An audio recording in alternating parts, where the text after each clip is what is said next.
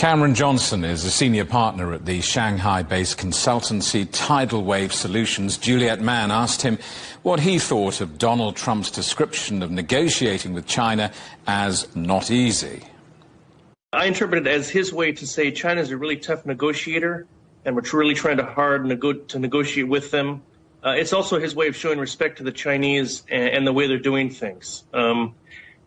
It also is signaling to the U.S. side that it's okay to give some in the negotiation. You know, previously in the before the Geneva Agreement, it was felt that the U.S. shouldn't give too much, but it looks like that now part of that comment is signaling, at least to the U.S. side, that it's okay to give some. The U.S. Commerce Secretary, Howard Lutnick, said the talks were going well. What is the least and the best we can expect?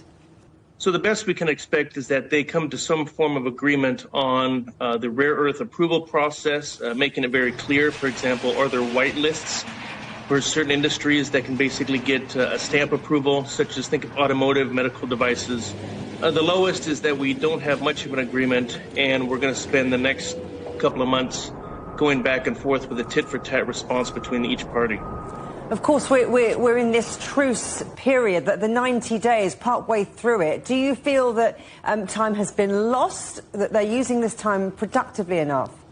I think at the moment it's a mixed bag. On the one hand, you could say that, you know, both sides, there is a reprieve in the tariffs, so Christmas is saved, at least for the U.S.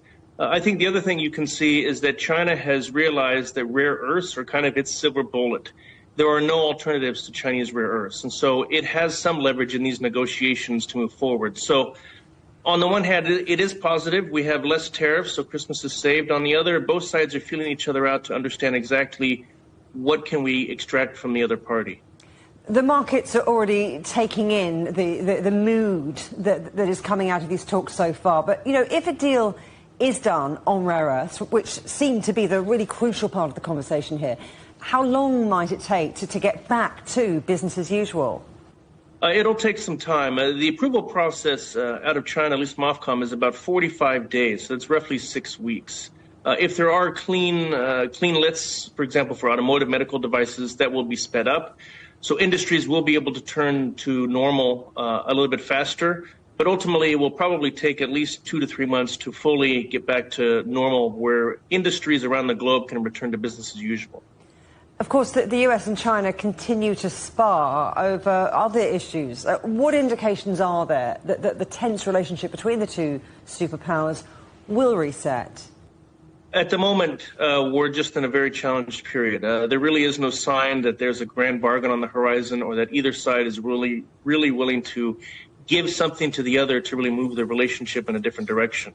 So at the moment, we're just going to have to be in this cycle where there will be some tit for tat.